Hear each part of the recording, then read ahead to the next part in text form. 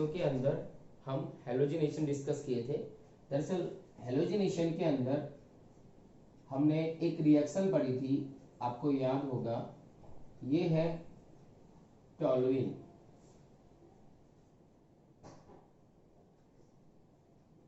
अब टॉलुइन का हेलोजिनेशन कराते हैं, क्लोरीन की रिएक्शन कराते हैं सनलाइट की प्रेजेंस में।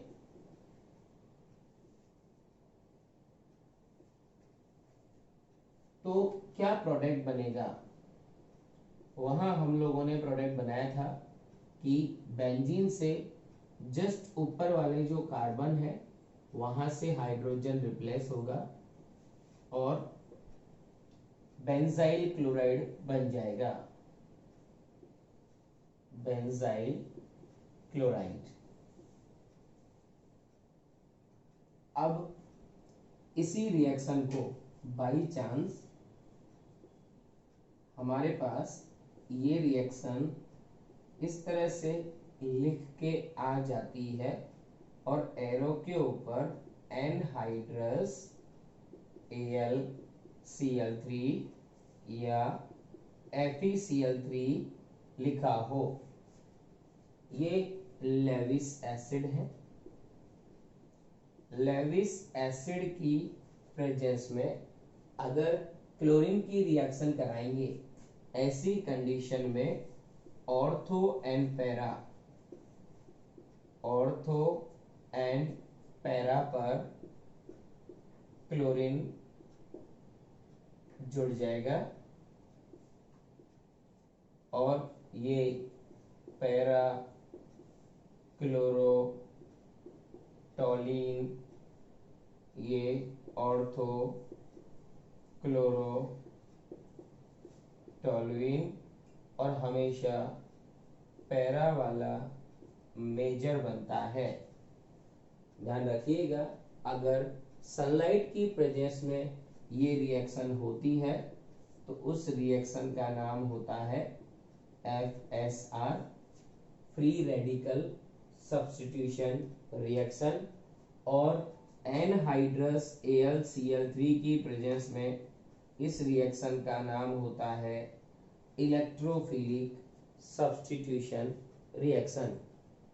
बेंजीन रिंग पर जनरली अगर कोई भी सब्स्टिट्यूशन होता है तो वो रिएक्शन होती है electrophilic substitution reaction.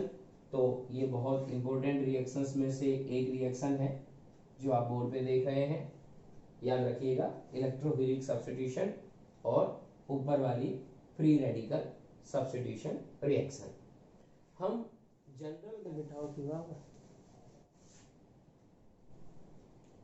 General method of preparation की सेकेंड रिएक्शन है फ्रॉम एल्कोहल। एक्चुअली एल्कोहल से हेलो एल्केन्स कैसे बनाएंगे, इनके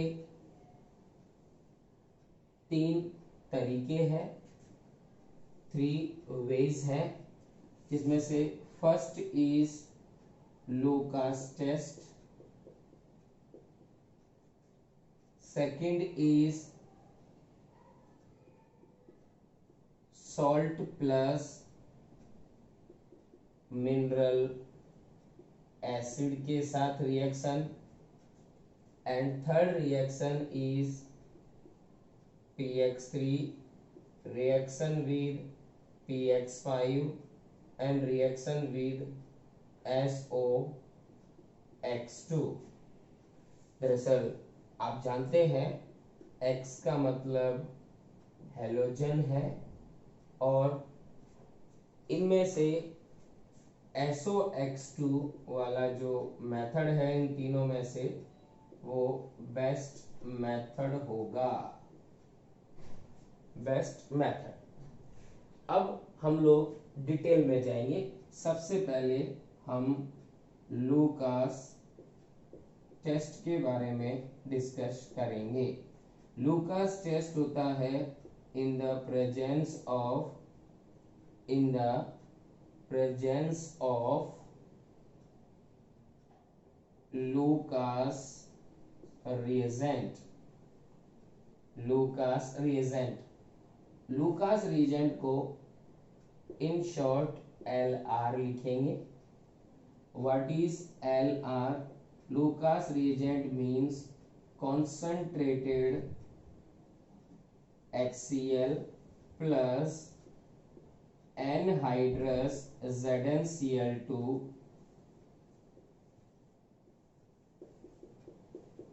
दोनों का कॉम्बिनेशन लूकास रिएजेंट है। दरअसल Lucas reagent test according to speed of the reaction distinguish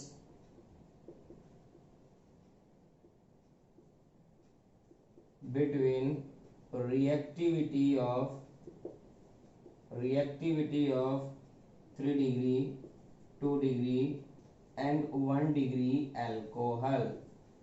Actually, when alcohol react with concentrated HCl, then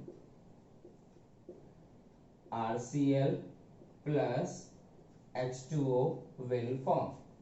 Actually, जब अल्कोहल की रिएक्शन कॉन्सेंट्रेटेड HCl के साथ होगी ZnCl2 की प्रेजेंस में, तो अल्कोहल और HCl आपस में रिएक्शन करेंगे जिससे वाटर मॉलिक्यूल एलिमिनेट हो जाएगा और एल्काइल क्लोराइड की वाइट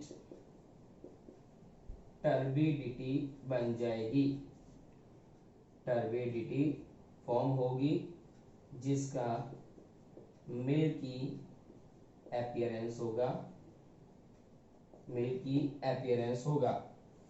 अगर ये लूकास रिएजेंट टेस्ट किस तरह है, ये 3 degree alcohol, 2 degree alcohol and 1 degree alcohol. अगर तीनों को टेस्ट ट्यूब में अलग अलग टेस्ट ट्यूब में लीजिए और तीनों टेस्ट ट्यूब के अंदर हम लूकास रिएजेंट अगर ऐड कर देते हैं, लूकास रिएजेंट डाल देते हैं, तो quickly white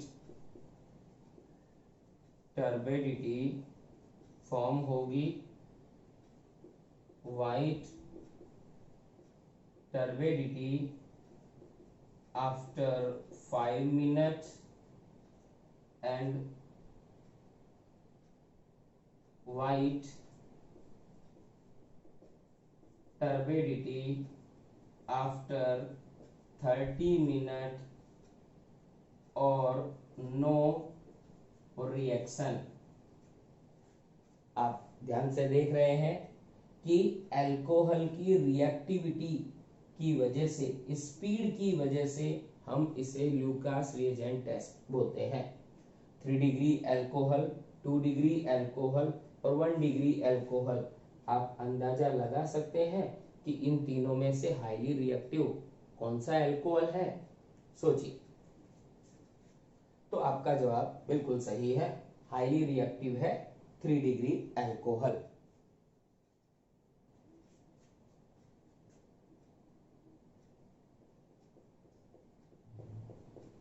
reactivity 3 degree alcohol, then 2 degree, then 1 degree alcohol.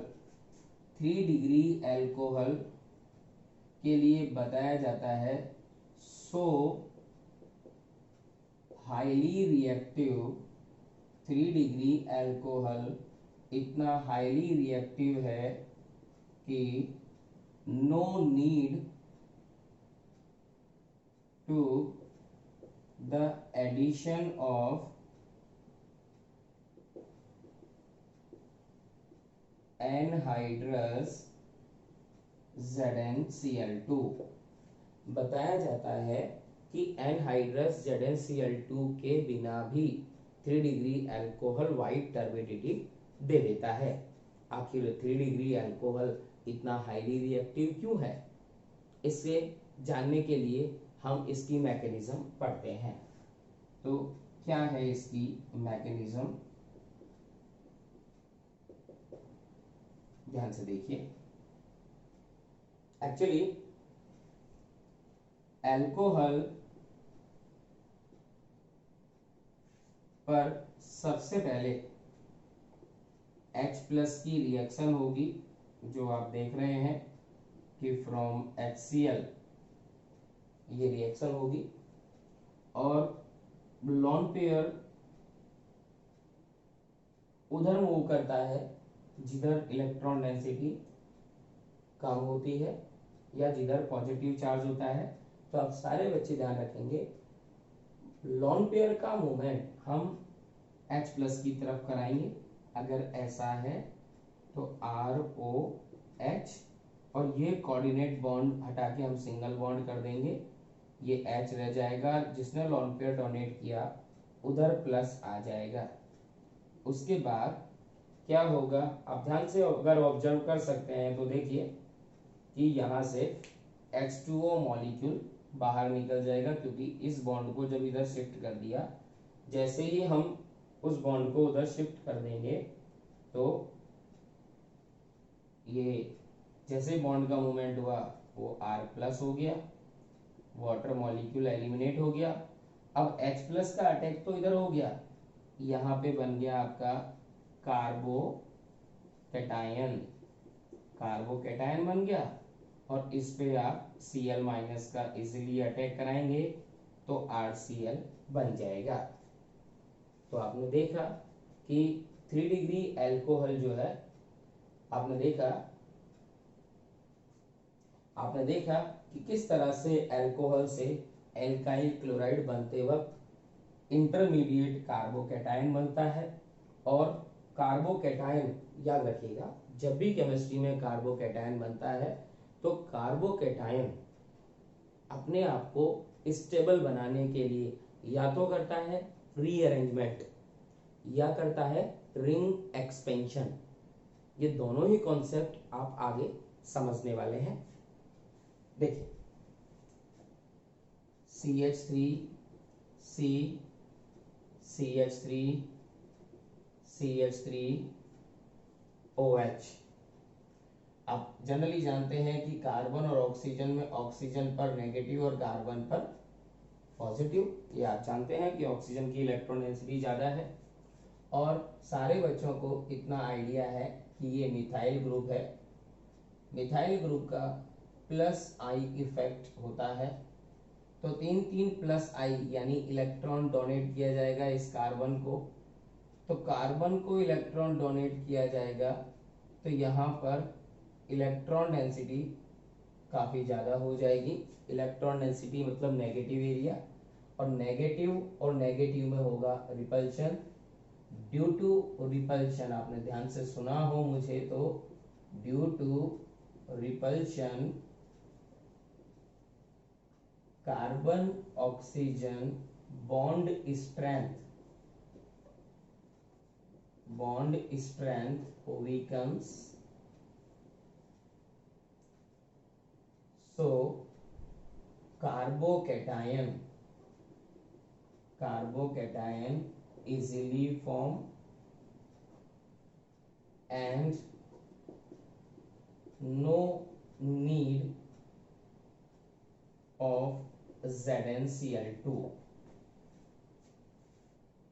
अब आपके दिमाग में क्वेश्चन कि सही ZnCl2 की जरूरत ही कहाँ है, तो function of ZnCl2, next topic. आखिर ZnCl2 क्या काम करता है, आपने देखा 3 डिग्री अल्कोहल तो इजीली कार्बोकैटायन फॉर्म कर देता है, और वो कार्बोकैटायन भी हाईली रिएक्टिव होता है। लेकिन अल्कोहल के पास इजीली कार्बोकैटायन बनाने की टेंडेंसी नहीं होती जब तक कि वो हाईली रिएक्टिव ना हो। ऐसे केस में जो ZnCl2 है, ZnCl2 electron deficient species Lewis acid है। लेविस एसिड इस लॉन पेयर को, दरअसल इलेक्ट्रॉन डेफिशिएंट है तो लॉन पेयर को अपनी तरफ खींचेगा, और लॉन पेयर को अपनी तरफ खींचने की वजह से ROH प्लस ZnCl माइनस बन जाएगा। आप देख रहे हैं लॉन पेयर को मूवमेंट किया, लॉन पेयर को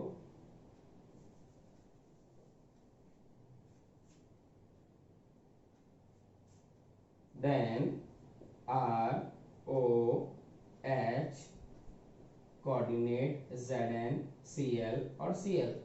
जिसने लॉन पेयर को डोनेट किया उधर माइनस तो इधर प्लस आ जाएगा, और इधर प्लस आने की वजह से बॉन्ड इजीली ब्रेक हो जाएगा और R प्लस इजीली फॉर्म होगा, because CO bond easily broken.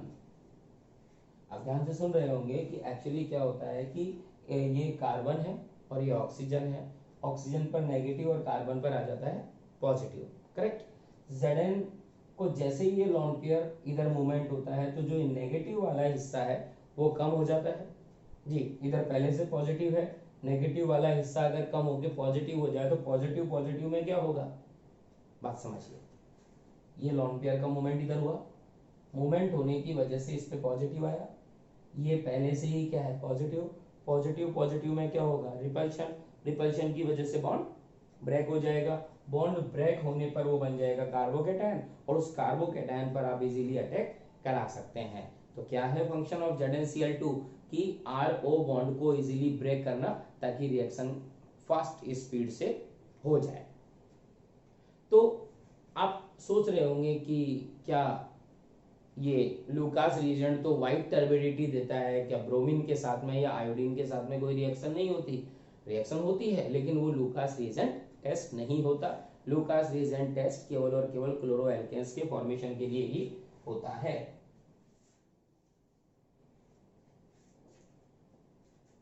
तो अल्कोहल पर HBr की रिएक्शन करा दें, या अल्कोहल पर HI की रिएक्शन करा दें, तो क्या बनेगा? इन मेथड से तो एल्काइल ब्रोमाइड बनाया जा सकता है। अगर एग्जाम में रिएक्शन इस तरह से दे रखी है तो नो डाउट आप यहाँ पर RBr बना सकते हैं, H2O मॉलिक्यूल एलिमिनेट हो जाएगा, यहाँ से भी H2O मॉलिक्यूल एलिमिनेट हो जाएगा और RI बॉन्ड इजीली बन जाएगा। But HBr and HI both mineral acids are not present in lab, so formation of both of the acid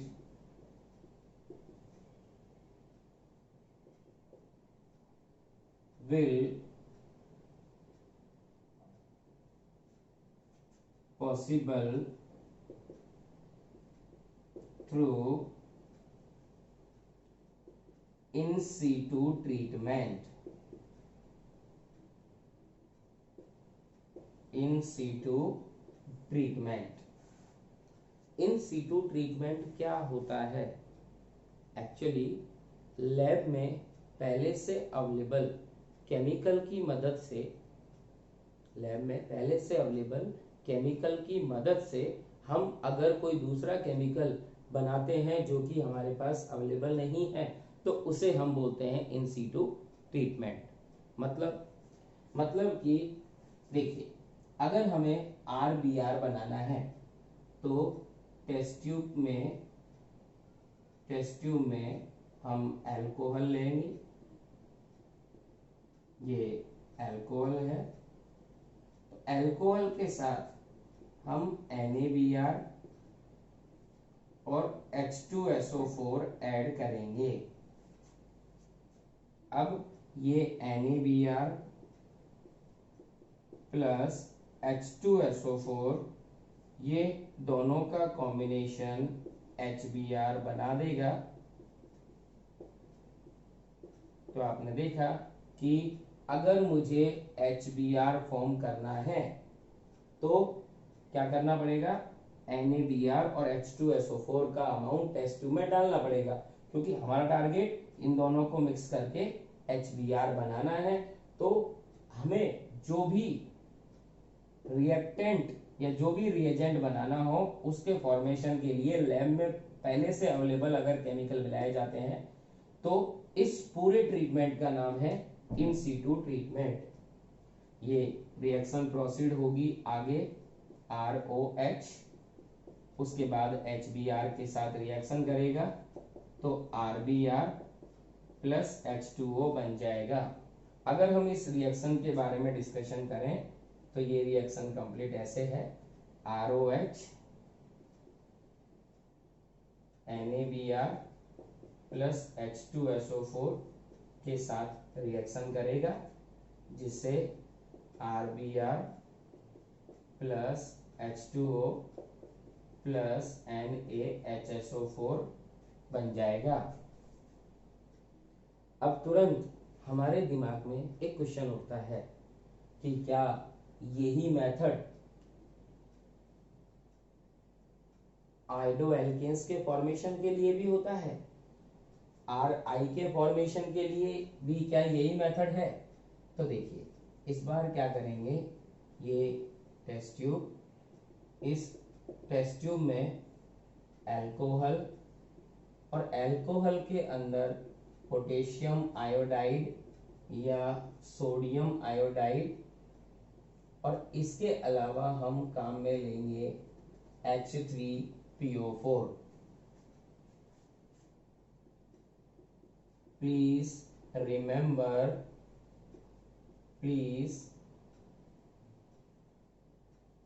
remember to not use concentrated H2SO4, मतलब Ki and H3PO4 in situ treatment के through HI बनाएगा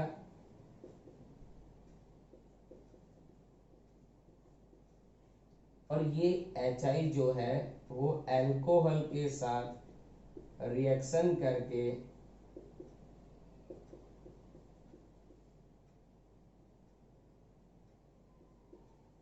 iodo alkene form कर देगा। ये complete reaction होगी, ROH plus Ki plus H3PO4 gives RI plus KH2PO4 plus H2O। हमारे दिमाग में ये क्वेश्चन अभी भी उठ रहा है कि कॉन्सेंट्रेटेड H2SO4 इस्तेमाल क्यों नहीं किया। देखिए, इतना सारा हो गया है, आइए थोड़ा सा इसके बारे में दोबारा पढ़ लेते हैं। एक्चुअली क्या है कि RX बनाने के लिए लूकास रिएजेंट टेस्ट का इस्तेमाल करते हैं, लेकिन वो X होता है केवल और केवल क्लोरीन। अब हमें RBR और RI बनाना है तो HBr और HI की जरूरत पड़ेगी, और ये दोनों इतने खतरनाक एसिड हैं कि बच्चों की स्किन जल जाती है, इसलिए हम इसको लैब में इन एसिड्स को इस्तेमाल नहीं करते। या इसका यूज नहीं करते या बच्चों को ये केमिकल्स अवेलेबल नहीं होते, तो इन केमिकल्स को अगर हमें लैब में बनाना पड़े तो हम क्या करेंगे, इन सीटू ट्रीटमेंट का इस्तेमाल करेंगे। अब वो क्या होता है कि लैब में पहले से ही अगर दो केमिकल अवेलेबल है तो उन दोनों केमिकल को मिक्स कर दीजिए जिससे कि टेस्ट ट्यूब में वो केमिकल बन जाए, और उस केमिकल की दूसरे केमिकल के साथ रिएक्शन होने के बाद हमें वो प्रोडक्ट बन जाए जिसका हमें जरूरत है, तो वो है हमारा इन सीटू ट्रीटमेंट। यस, अब हमारा क्वेश्चन कि आखिर कॉन्सेंट्रेटेड H2SO4 का इस्तेमाल क्यों नहीं करना है, दैट इज आइए देखते हैं। डांस करो। इन द प्रेजेंस ऑफ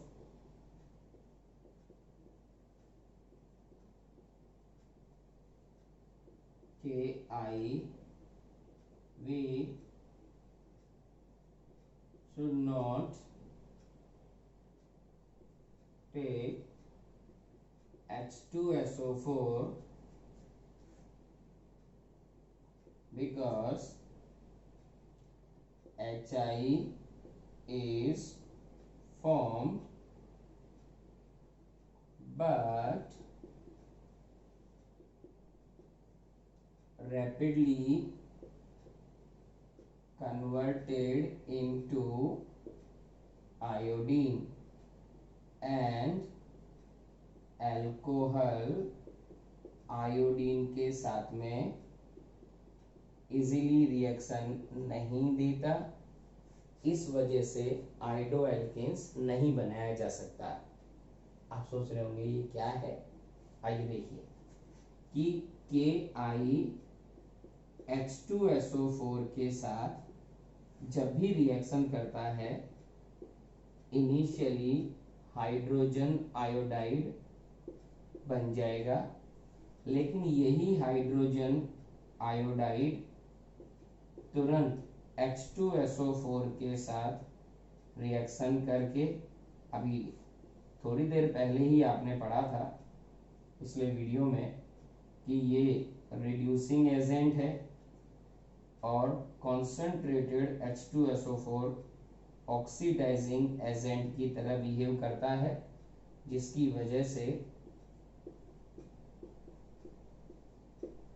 ये पूरा की पूरा HI जिसको अल्कोहल के साथ रिएक्शन करना था वो रिएक्शन करने की जगह पूरा की पूरा HI H2SO4 के साथ आयोडीन में कन्वर्ट हो जाता है और ये आयोडीन का फर्दर अल्कोहल पर अटैक नहीं होता। तो आपने देखा कि Ki के साथ H2SO4 नहीं, थोड़ा माइल्ड एसिड का इस्तेमाल करते हैं, इसलिए हम H3PO4 का इस्तेमाल करेंगे, उसका यूज करेंगे। Is that clear? आइए देखिए, मैंने बताया था कि अल्कोहल से RX बनाने के 3 कॉन्सेप्ट होंगे। Concept number 1 Lucas reagent, concept number 2 salt plus mineral acid. Now concept number 3 reaction with PX3, ये कॉन्सेप्ट नंबर 3 है। रिएक्शन विद PX3 दरअसल अल्कोहल पर PX3 के साथ रिएक्शन होगी तो अल्कोहल के 3 मॉलिक्यूल्स यूज होंगे और 3RX बनेगा और साथ में H3PO3 फॉर्म हो जाएगा। नो डाउट आपके माइंड में चल रहा है कि कैसे बना। सिंपल रिएक्शन, अल्कोहल के 3 मॉलिक्यूल्स इस्तेमाल होंगे। ये phosphorus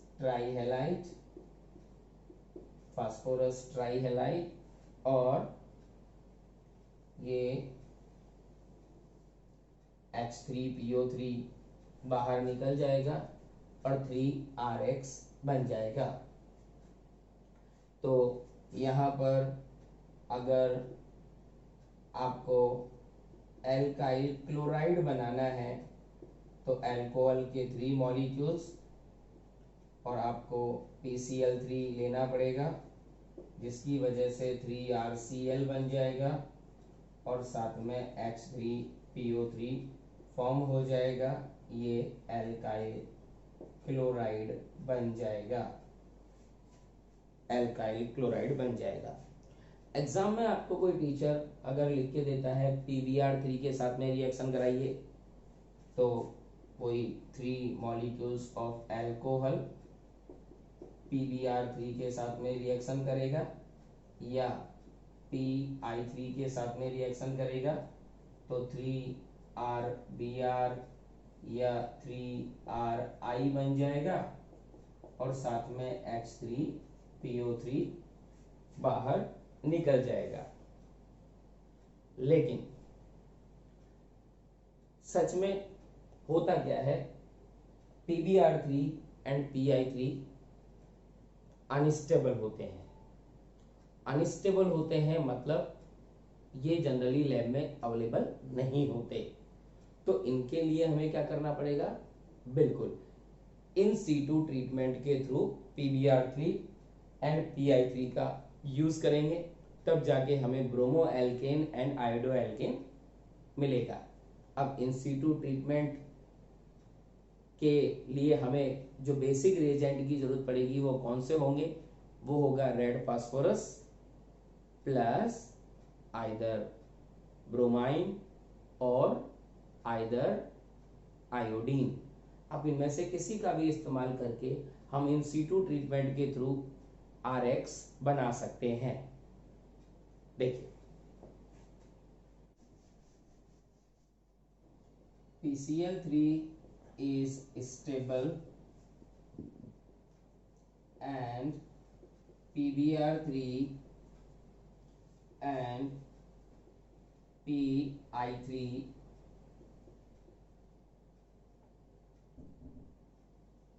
are unstable, both formed by in situ treatment with the mixing of red phosphorus and halogen. Actually red phosphorus and halogen आपस में रिएक्शन करके PX3 बना देगा। यहाँ हैलोजन में Br2 या I2 का इस्तेमाल करेंगे। दरअसल एल्कोहल की अगर एग्जाम में Br2 के साथ में रिएक्शन लिखी हो, रेड फास्फोरस दिया हो, तो बिना झिझके हमारा जो प्रोडक्ट होगा वो RBr होगा। उसी तरह एल्कोहल पर आयोडीन की रिएक्शन कराएं तो रेड फास्फोरस के साथ रिएक्शन करेंगे तो RI बनेगा। अगर आप सोच रहे हैं कि इस रिएक्शन की बेसिक क्या है, तो जवाब बिल्कुल साफ सुथरा और क्लियर है।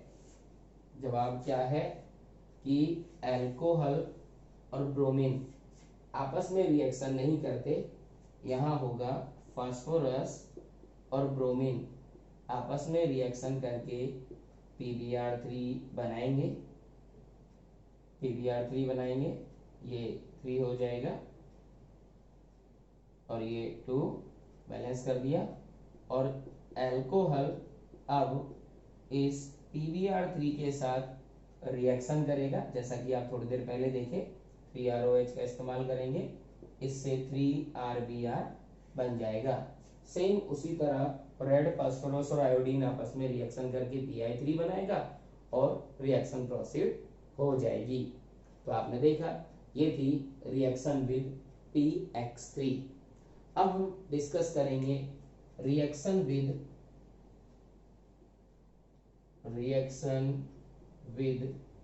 PX5 phosphorus pentahalide. Phosphorus pentahalide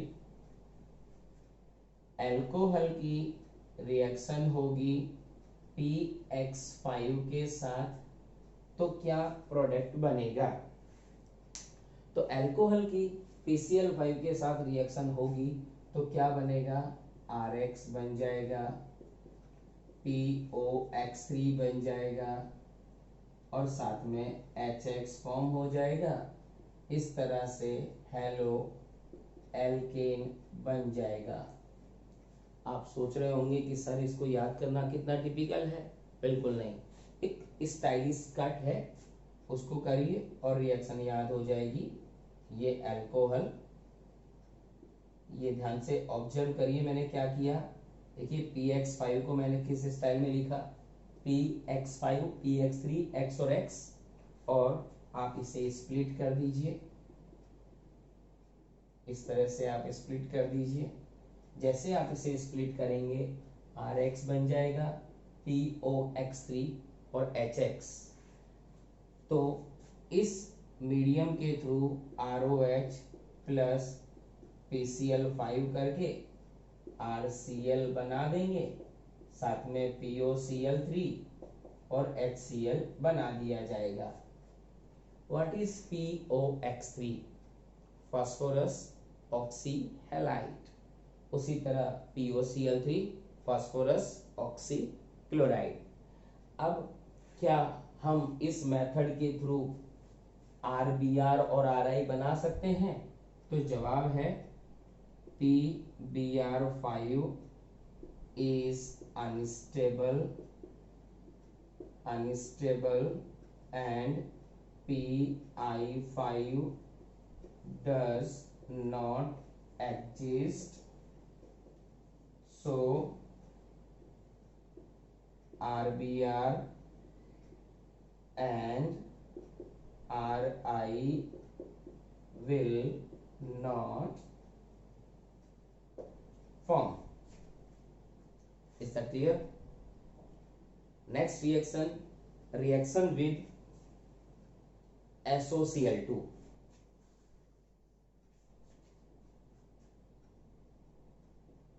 Reaction with SOCl2, डार्जन method. Alcohol SOCl2 के साथ रिएक्शन करके RCl plus SO2 plus HCl बनाएगा। ये रिएक्शन सबसे बेस्ट मेथड माना जाता है। वाई बेस्ट मेथड क्यों?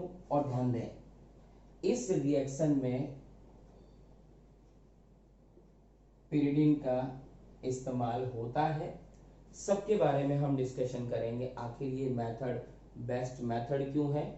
रीजन है कि सल्फर डाइऑक्साइड गैस है, HCl गैस है, HCl और SO2 इजीली रिएक्शन मिक्सचर को छोड़ के आउट हो जाती है।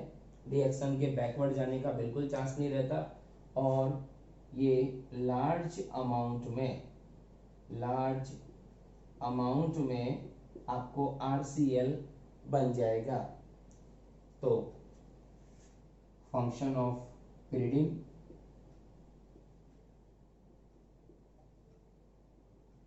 आखिर हमने पिरिडिन का इस्तेमाल क्यों किया? अगर इस रिएक्शन मिक्सचर में, ध्यान दें ये पिरिडिन की स्ट्रक्चर है, अगर रिएक्शन मिक्सचर में थोड़ा HCl अगर बच भी जाता है, ये एसिड है, नाइट्रोजन के ऊपर लोन पेयर है और लोन पेयर डोनेटिंग स्पीसीज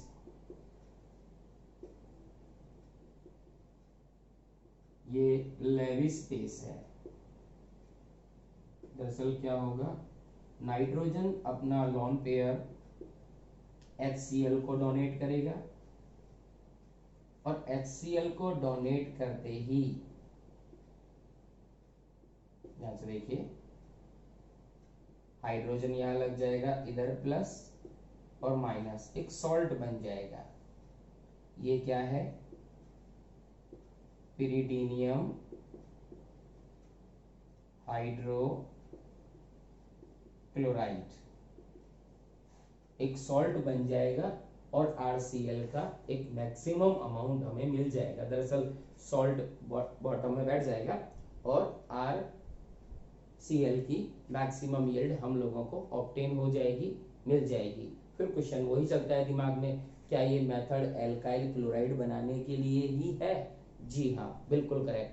ये मेथड एल्काइल क्लोराइड बनाने के लिए ही है, बिकॉज SOBr2 अनस्टेबल है, unstable, and SOI2 does not exist. इस रीजन की वजह से RBr and RI will not form। इस तरह से आप देखें कि अल्कोहल पर हम PX3, PX5 एंड SOX2 के साथ किस तरह से रिएक्शन कराई जाती है। PX5 में PCl5 ही रिएक्शन कर पाता है। दरअसल PBr5 एंड PI5 दोनों हाईली अनस्टेबल हैं और फॉर्म नहीं होते हैं, इसलिए एल्काइल क्लोराइड ही उस मेथड से, फास्फोरस पेंटाहेलाइड वाले मेथड से बनाया जा सकता है। अब हम क्या बेंजीन पर क्लोरीन इस मेथड से लगाया जा सकता है? मतलब क्या हम अल्कोहल की जगह फिनॉल का इस्तेमाल कर सकते हैं? क्या हम फिनॉल के साथ में इनकी रिएक्शन कराएं तो क्या प्रोडक्ट बनेगा? आइए देखते हैं।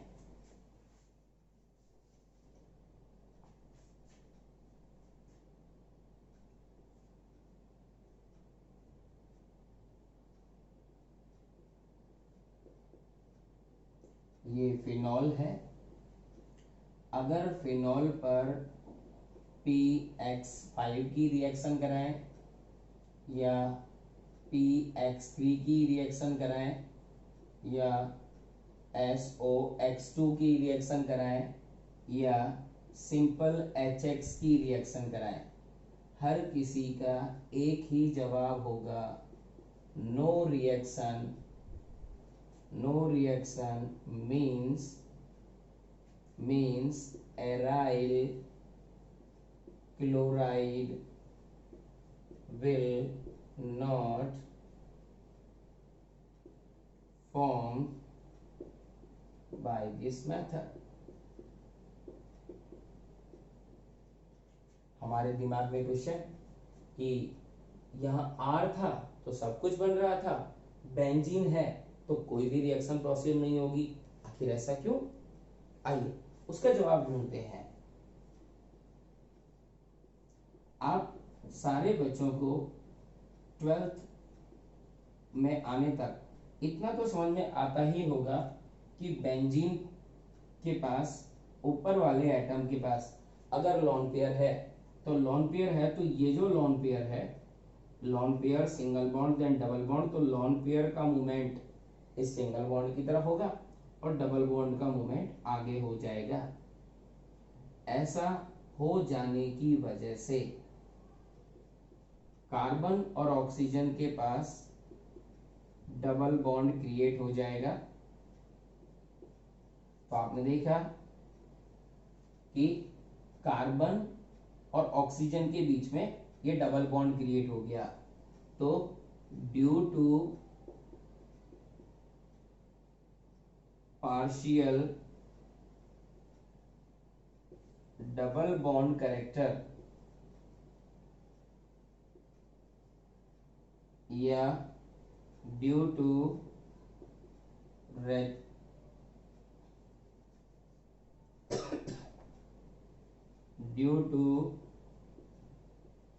Resonance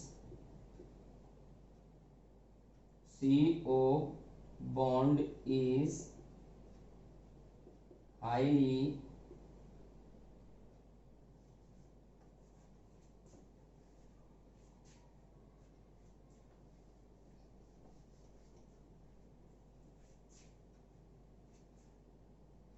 due to resonance partial double bond create between carbon and oxygen, so bond need very high energy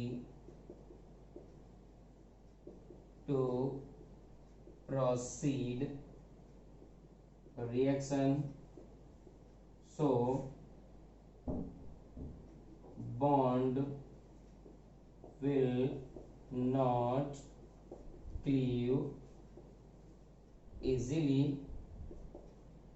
That is why carbon और ऑक्सीजन वाला बॉन्ड अगर ब्रेक ही नहीं होगा तो रिएक्शन प्रोसीड नहीं होगी, और रिएक्शन प्रोसीड नहीं होगी तो हम aryl chloride, aryl bromide, aryl iodide को इस मेथड से नहीं बना सकते।